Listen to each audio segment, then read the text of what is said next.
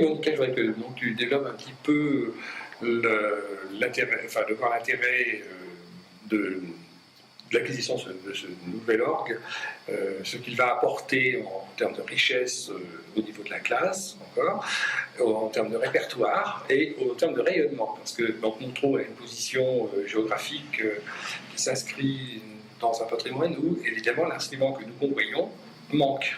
Alors, on pourra donc, grâce à l'acquisition, la construction de cet instrument, développer peut-être aussi des sessions de festivals, des choses comme ça. Alors peut-être que tu pourrais aussi nous dire ce que tu ressens. Oui, ça fait beaucoup de choses. Moi, j'ai vraiment le désir, enfin c'est très personnel, mais j'adore partager en fait pour montrer que l'orgue c'est un instrument extraordinaire parce qu'il est justement très divers. Il peut être, c'est vraiment un grand orchestre et de approcher un petit peu le public. Parce que c'est vrai que souvent, surtout en France, parce qu'on a juste un seul orgue donc, dans la salle de concert à Lyon, pour faire connaître le public, voilà, l'organiste n'est pas caché dans la tribune, mais quelque part il est tout seul, il joue, il est avec son orgue, il fait peut-être le mess, et puis quelques concerts, mais bon. Parler de la littérature, parler des compositeurs, parler d'orgue, parler des jeux différents, parce que c'est extrêmement coloré, extrêmement riche, avec des spécificités extraordinaires qu'on a. Moi, je trouve que j'ai de la chance d'être organiste. Et puis, voilà, parler pendant les concerts, ça ne veut pas forcément dire des concerts éducatifs, c'est vraiment ouvert à large, à tout public, pour qu'ils soient en contact avec l'orgue à travers l'artiste, à travers aussi des élèves, à travers le professeur, à travers la musique que je puisse donner.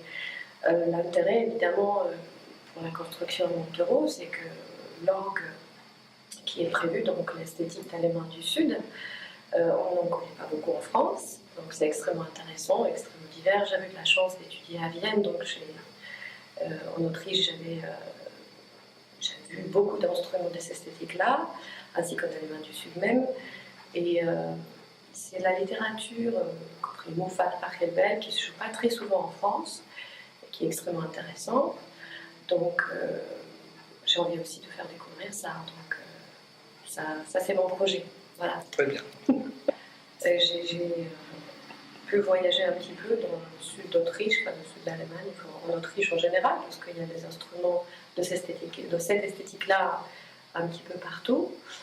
Et pour moi-même, quand je suis arrivée, il y a beaucoup de choses à apprendre, parce que c'est vrai, quand on est étudiant, je viens de Slovaquie, j'ai étudié sur les orgues d'études classiques, soi-disant de clavier, pédalier, des orgues d'études un petit peu universels, soi-disant, donc pour faire un petit peu tout. Et quand on arrive sur un instrument historique, même si le projet évidemment c'est faire soi-disant une copie, dans cette esthétique-là, on est un petit peu perturbé, donc on veut, mais c'est fantastique parce qu'on peut voir les jeux d'orgue, le son, les sonorités, le toucher vous force de faire certaines choses que vous n'aurez pas fait sur un orgue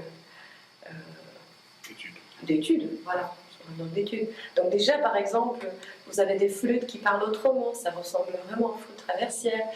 C'est aussi spécifique pour l'orgue français, mais pour des orgues historiques, c'est absolument nécessaire. Je pense que moi, je recommande toujours à tous mes élèves, aux musiciens, aux pianistes qui veulent se mettre à l'orgue, qui me demandent mais comment faire, parce qu'il y a tellement d'instruments, il y a tellement de choses à apprendre.